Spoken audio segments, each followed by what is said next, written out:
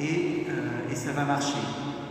Et le jeudi matin, je me suis levé, j'ai marché, et avant d'atteindre la porte de ma chambre, je me suis écroulé. Et je suis revenu penaud dans mon lit, ne sachant que faire. Et j'avais essayé de trouver une autre solution pour me remplacer le week-end, et je n'avais pas de solution. Alors, un de mes frères prêtres m'a dit, Xavier, moi je te conseille de prier la messe pour toi. Tu vas la célébrer pour toi, à ton intention. Donc, j'ai fait ça, et puis au cours de la messe, au moment de l'offertoire, j'ai dit au Seigneur, Seigneur, tu vois la situation, il y a cette retraite qu'il faut que je prêche normalement. Alors, moi, je te demande, s'il te plaît, de me guérir, de sorte que je puisse prêcher cette retraite. Je te le demande, c'est ce qui me ferait plaisir et nécessaire. Maintenant, si tu le juges meilleur, eh bien, je t'offre ce sacrifice, et puis toi, tu trouveras bien une autre solution. Et voilà, les choses ne changent pas trop. J'avais un rendez-vous le lendemain chez un spécialiste, et donc je me suis traîné jusqu'à ce spécialiste, et je lui ai présenté la situation. Il m'a dit, c'est sûr que c'est pas brillant, mais c'est pas fichu. Voilà, si vous faites des exercices avec un bon kiné qui vous apprenne à faire vous-même des exercices, vous êtes juste condamné à vous rééduquer progressivement et à faire des exercices tous les jours de votre vie. Et je lui dis, oui, mais là, il faudrait en fait que ce soir, je parte pour prêcher une retraite. Et il me dit, prenez vos précautions, vous prenez une ceinture, un dorsal là, et puis vous prenez votre temps, allez-y, et puis quand vous aurez besoin de vous reposer, vous vous reposez. Alors je me sentais pas plus fort, mais je suis parti avec ma ceinture. J'ai mis longtemps à aller là-bas, j'ai pris le train, et puis la retraite a commencé. Alors je faisais dans les couloirs, c'était un foyer de charité, dans les couloirs, je faisais 10 mètres, et puis je m'asseyais, et puis je reprenais ma marche.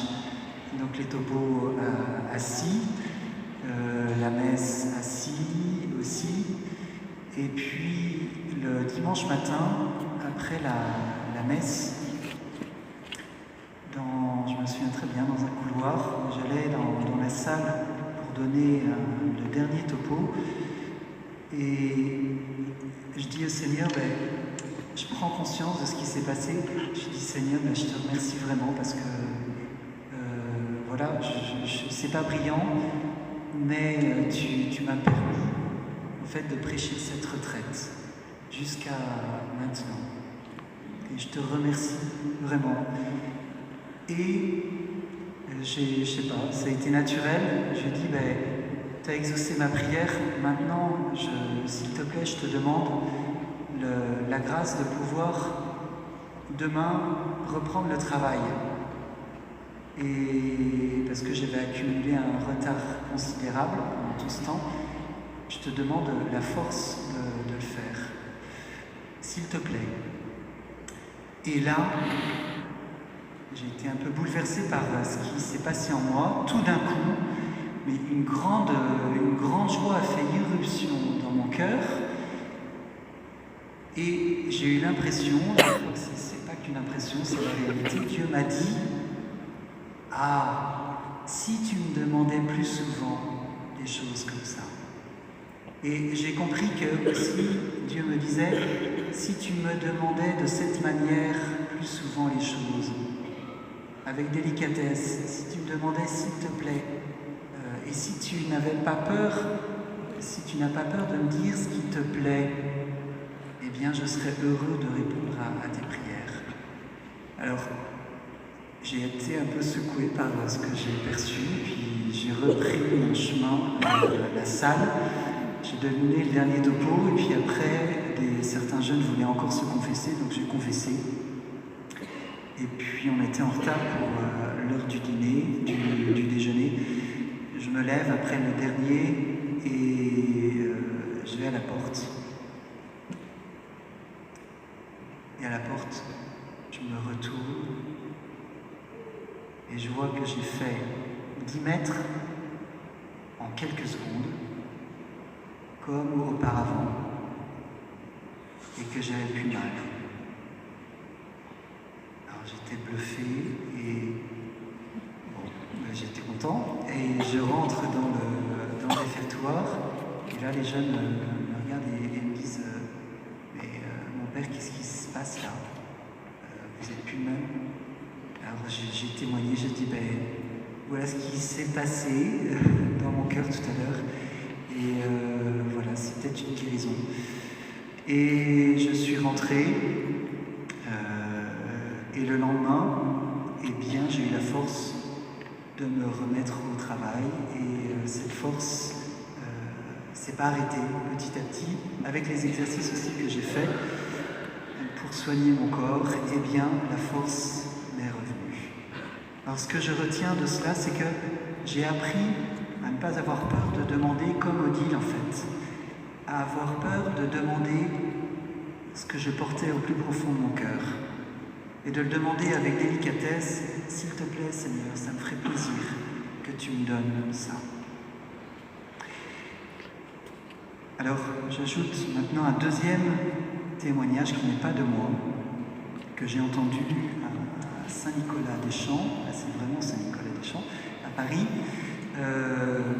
C'est une femme qui donnait son témoignage lors de la prière. Vous savez, tous les jeudis soirs, il y a une prière pour les malades. Et cette femme nous dit: eh bien moi je suis venue ici parce que j'avais un problème au cœur, un problème physique au cœur. Et j'ai demandé au Seigneur de me guérir, de guérir mon cœur. Et je suis venue.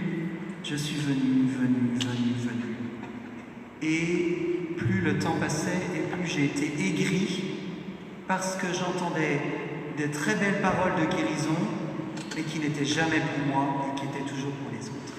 Et un jour, je me suis mise en colère, et j'ai dit au Seigneur: c'est pas possible, tu n'exauces jamais ma prière, est-ce que tu m'aimes vraiment? Et là, nous dit-elle, au cours de la soirée, j'ai ressenti quelque chose de très fort en moi, et le Seigneur m'a fait goûter son amour d'une manière telle que ma vie a été changée.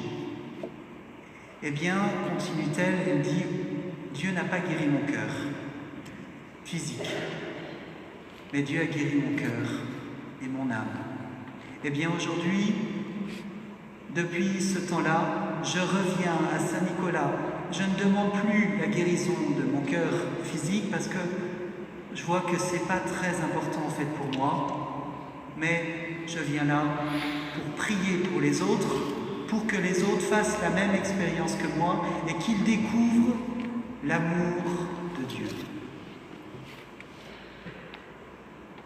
Alors, maintenant, un dernier petit mot sur Jésus, qui est porteur de la vie, comme nous l'avons entendu dans cette première lettre de Saint Jean.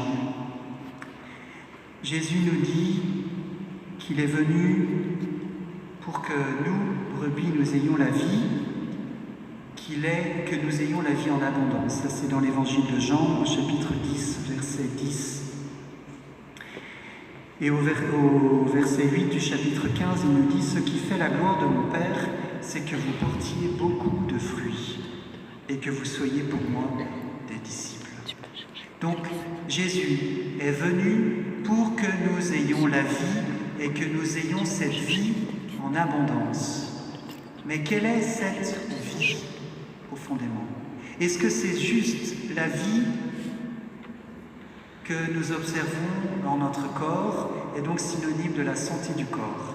Vous savez, au moment des vœux, certains insistent beaucoup en disant et surtout la santé. Eh bien, je ne sais pas. Moi, je dirais plutôt et surtout la vie et la vie intérieure. Vous voyez, cette femme, elle porte ce problème de cœur, mais son cœur spirituel. Son âme est transformée et je peux vous assurer, elle rend plein de services et elle rend plein de services avec le sourire et sa joie est communicative. La vie que Jésus vient nous donner, c'est la vie profonde. Ce sont des fleuves d'eau vive qui viennent inonder notre cœur, qui viennent inonder notre âme, qui viennent inonder notre intelligence.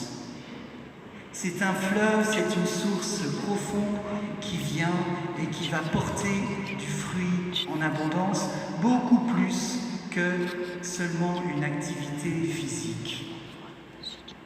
Saint Irénée de Lyon, qui est je ne sais plus, du IVe siècle, nous dit « La gloire de Dieu, c'est l'homme vivant.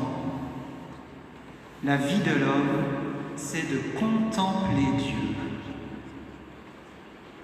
Alors, ce qui importe pour chacun de nous, c'est que nous goûtions pleinement l'amour de Dieu, que cet amour irrigue notre vie, que nous soyons capables de demander tout ce que nous avons à demander pour nous et pour les autres aussi à Dieu, sans avoir peur du fait que nous n'avons pas assez de mérite pour cela, comme Odile a pu le penser à un moment, sans avoir aucune crainte. La vie que nous désirons, c'est la vie des enfants de Dieu, que nous soyons capables d'être simples, toujours plus simples avec Dieu, en demandant avec audace, que ce soit la guérison de notre corps, que ce soit plus encore la guérison de notre cœur. Ce soir, Jésus nous réserve des trésors de vie et de grâce. Eh bien, ouvrons-nous à lui. Amen.